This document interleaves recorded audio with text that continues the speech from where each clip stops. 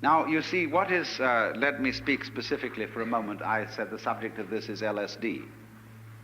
LSD is one such chemical that does produce this curious effect of making you aware of the polarity of things. It does lots of other things. It does lots of rather unessential and trivial things. And these, of course, in all the publicity in the various national magazines about LSD, get thoroughly emphasized. In other words, when somebody says something's real psychedelic, they mean bizarre. And when the national magazines try to illustrate the effect of these chemicals with various photographs, they come on with blurred photographs of all sorts of things higgledy-piggledy messed together, naked girls seen through prisms. Well, that's absolutely nothing to do with it. If you wanted some sort of appropriate illustration for a Life magazine article on the effects of LSD, you would have one very simple solution. You would publish the most gorgeous color reproductions of Persian miniatures and of Moorish arabesques and of the illuminations of Celtic manuscripts. That would give you the story, so far as changes in human sensation are concerned. But there would be one thing very difficult to put across in pictures, because the people who looked at them, if they didn't get the point of view, wouldn't see it. And that is what I will call the sensation, as well as the intellectual understanding, of polarity. That is to say, that the inside and the outside, the subjective and the objective, the self and the other, go together. In other words, there is a harmony, an unbreakable harmony. When I'm using the word harmony, I don't necessarily mean something sweet. I mean absolute concordant relationship between what goes on inside your skin and what goes on outside your skin. It isn't that what goes on outside is so powerful that it pushes around and controls what goes on inside. Equally so, it isn't that what goes on inside is so strong that it often succeeds in pushing around what goes on outside. It is very simply that the two processes, the two behaviors, are one. What you do is what the universe does. And what the universe does is also what you do. Not you in the sense of your superficial ego, which is a very small, little tiny area of your conscious sensitivity, but you in the sense of your total psychophysical organism, conscious as well as unconscious. This is not something that arrived in the world from somewhere else altogether, that confronts an alien reality. What you are is the universe, in fact, the works, what there is, and always has been, and always will be forever and ever, performing an act called John Doe. And this is such a subversion of common sense, but is in fact, matter of fact, something, if you stop to think about it, that is completely obvious. Only everything conspires to prevent you from seeing that obvious thing. Because when you were babies, practically, all your parents and your teachers and your aunts and uncles and your older brothers and sisters got together and they told you who you were. They defined you as Johnny, who is just Johnny, and don't you come on too strong, Johnny, because no, you've got elders and betters around here. But you're responsible. You're a free agent. You'd better be. And so when you are told from childhood that you are expected and commanded to behave in a way that will be acceptable only if you do it voluntarily, you remain permanently mixed up. That, if anything, is permanent brain damage.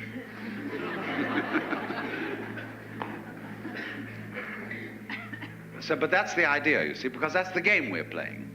You started it. I didn't. See? That's the game we're playing.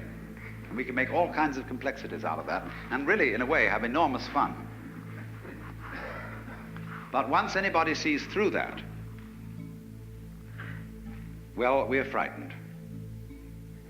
Once you get this sense of polarity, of your inside being the same process as your outside, and your ego being one and the same process as the whole universe going on, then we're afraid that people may say, well, good equals bad, and we can do anything we like, and we needn't in any way be further subject to the ordinary rules of human conduct, and we can wear what clothes we like or no clothes at all.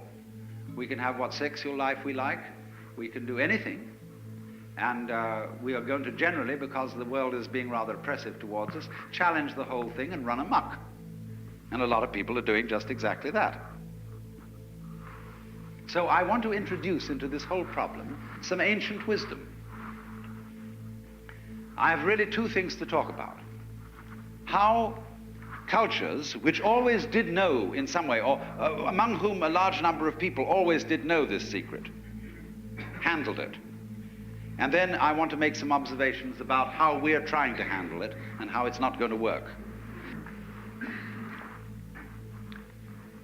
Among the Hindus and among the Buddhists, this view of the real identity of a human being has always been known, at least by a very influential minority. The central doctrine of the Hindu way of life, I call it that rather than a religion, is in Sanskrit tattvamasi. You're it. To put it in a kind of colloquial way. You're it. And it is the which than which there is no whicher, which they call the Brahman, or the Atman with a capital A, meaning the self. You are only just kidding that you're just poor little me. See, the function of a guru, that is to say a spiritual teacher in India, is to give you a funny look in the eye, because you come to him and say, Mr. Guru, I have problems. I suffer, and it's a mess, and I can't control my mind, and I'm miserable and depressed, and so on. And he gives you a funny look. And you feel a bit nervous about the way he looks at you, because he's reading your thoughts. And this man is a great magician. He can read everything that's in you. He knows right down into your unconscious, and you know all the dreadful things you've thought and all the awful desires you have, and you are rather embarrassed that this man looks right through you and sees them all. But that's not what he's looking at. He's giving you a funny look for quite another reason altogether, because he sees in you the Brahman, the Godhead, just claiming it's poor little me. And he's going to eventually, by all sorts of subtle techniques that are called in Sanskrit upaya, that in politics means chicanery, and in spiritual education means skillful pedagogy. He is going to try and kid you back into realizing who you really are. That's why he gives you a funny look, and why he seems to see right through you, as if to say, Shiva, old boy, don't kid me. I know who you are, but you're coming on beautifully in this act that you're somebody else altogether. And I congratulate you. You're doing a wonderful job playing this part, which you call the person, my person. You know, a person is a fake. The word means a mask. So if you read books on how to be a real person, you're reading books on how to be a genuine fake. The word persona, as you know, means a mask worn in Greco-Roman drama. So if I come on to the Guru and say, well, he asks you who you are, Sri Ramana Maharshi, when anybody came to him and they said to him, as people do, who was I in my last incarnation? Or will I be reincarnated again? He always replied, who's asking the question? And everybody was irritated because he wouldn't give them answers about what they were in their former lives. He just said, who are you? And he looked at you. Have you looked at photographs of this man? I keep a photograph of him close by because of the humor in his eyes. They're looking at you with a dancing twinkle, saying, come off it.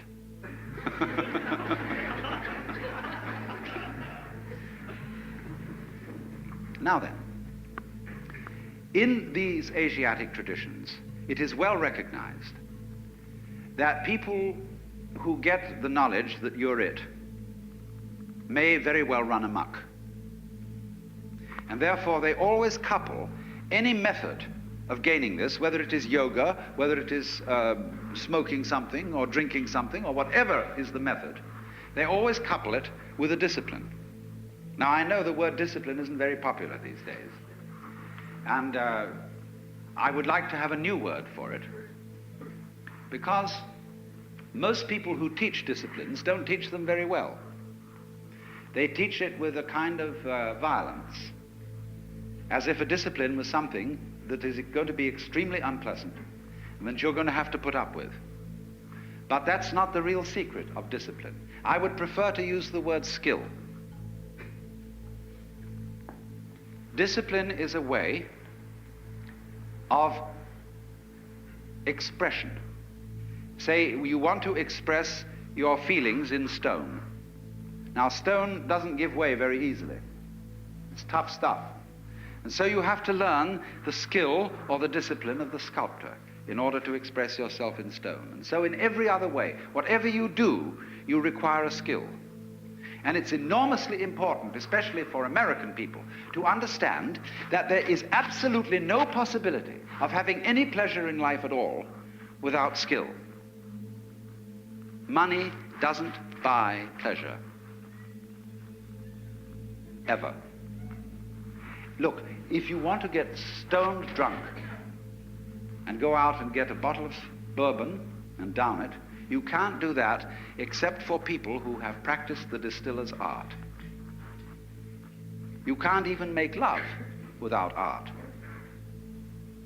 Where I live in Sausalito, we have a harbor full of ever so many pleasure craft, motor cruisers, sailing boats, all kinds of things, and they never leave the dock. All that happens with them is their owners have cocktail parties there on Saturdays and Sundays, because they discovered, having bought these things, that the discipline of sailing is difficult to learn and takes a lot of time. And they didn't have time for it, so they just bought the thing as a status symbol. So in other words, you can't have pleasure in life without skill. But it isn't an unpleasant task to learn a skill if the teacher, in the first place, gets you fascinated with it. There is immense pleasure in learning how to do anything skillfully. To make carpentry things, to cook, to write, to calculate, anything you want. It can be immensely pleasurable to learn the discipline. And it is completely indispensable. Because look, you may be a very inspired musician. I'm not a musical technologist, you see, and I regret it, but I'm a word technologist. But I can hear in my head all kinds of symphonies and all kinds of marvelous compositions, but I don't have the technique to write them down on paper and share them with somebody else. Too bad. Maybe next time around.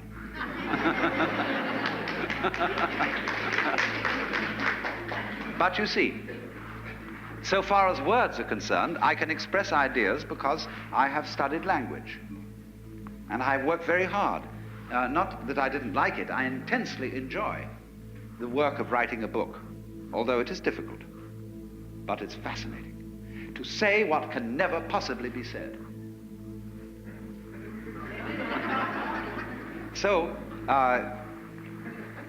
you see what's happening. What you have to do, you have inspiration, but then you have to have technique to incarnate, to express your inspiration. That is to say, to bring heaven down to earth and to express heaven in terms of earth. Of course, they are really one behind the scenes, but there's no way of pointing it out unless you do something skillful. You see, we are all, at the moment, absolutely in the midst of the beatific vision. We are all one with the divine, or some, I don't like that sort of wishy-washy language, but we are all there, But we are so much there that we're like fish in water. They don't know they're in water. Like the birds don't know they're in the air because it's all around them. And in the same way, we don't know what the color of our eyes is. I don't mean whether you've got blue or brown eyes, but the color of the lens of your eye. You call that transparent, no color. See, because you can't see it. But it's basic to being able to see anything. So in order to find out where you are, there has to be some way of drawing attention to it. And that involves skill. Upaya in Sanskrit. Skillful means. So, it's all very well. Anybody can have ecstasy.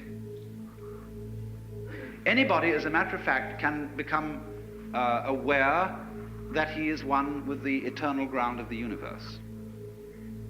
But since that's what you are anyway, I'm going to ask, so what? When a hero goes on an adventure and he leaves his people and is going to a strange land, he can go away and just hide himself round the corner in an obscure house and then appear a year later and say, I've been on a heroic journey, and tell all sorts of tales. And they say, prove it. Because they expect him to bring back something which nobody has seen before. Then they believe you've been on a journey. So in the same way exactly, anybody who goes on a spiritual journey must bring something back. Because if you just say, oh man, it was a gas. Anyone can say that. Now this is why in the doctrines of Buddhism, there is a differentiation between two kinds of enlightened beings. They are both forms of Buddha, which is to say the word Buddha means somebody who has awakened, who has discovered the secret behind all this. In other words, all this thing we call life with its frantic concerns is a big act, which you, in your unconscious depth, are deliberately setting up. So you can do one of two things when you discover this. You can become what's called a pratyeka Buddha. That means a private Buddha who doesn't tell anything. Or you can become a bodhisattva. A pratyeka Buddha goes off into his ecstasy and never is seen again. Bodhisattva is one who comes back and appears in the everyday world and plays the game of the everyday world by the rules of the everyday world. But he brings with him upaya. He brings with him some way of showing that he's been on the journey, that he's come back, and he's going to let you in on the secret too. If you'll play it cool and also come back to join in the everyday life of everyday people. Because this is the rule. If the world is dramatic, if the world, as the Hindus say, is a big act put on by the divine self, one of the rules of coming on stage is that you don't come on as yourself. You come on as the part that you're going to play. It's very bad form if an actor always acts the same way. That's what's called a star, as distinct from an actor. A real actor can become anything. And so, but in private life, well, he's just Mr. Jones. But he doesn't come on the stage that way. So in the same way, if you know that behind the scenes, in the depths, fundamentally, you are it, you don't come on that way. It always comes on as something else. That's the rule of the stage. Because without that, there wouldn't be a play. There would only be reality. No illusion. And the whole point of life is illusion. From the word Latin ludere, to play. Showbiz. The show must go on, so don't give it away. But the truth has a way of leaking. It gets out. But then the important thing is, you see, when the truth gets out, those who catch hold of it must find a way of staying in contact with what society calls reality.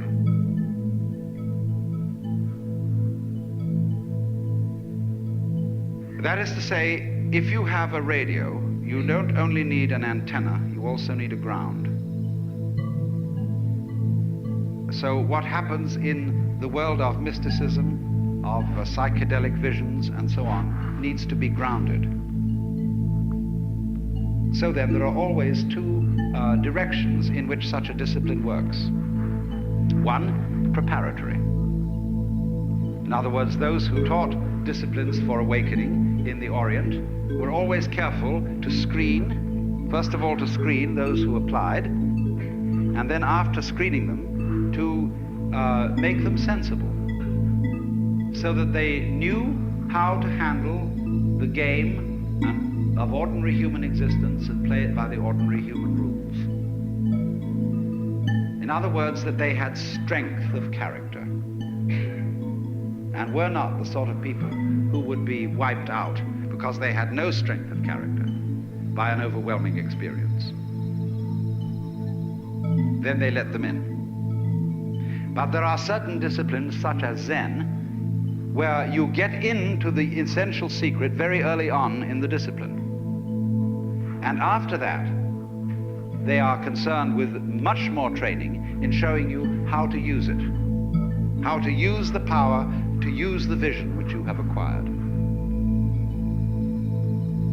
And so it is with the current, what we will call LSD scene, that is raging through the United States. It unfortunately lacks discipline.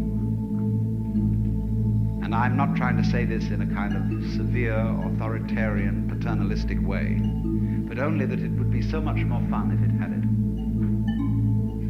In other words, when people try to express what they have seen in this kind of changed state of consciousness, they show 5 movies going on at once, projected upon torn bed sheets, with stroboscopic lights going as fast as possible at the same time, and 11 jazz bands playing. And they're going to blow their minds, maybe.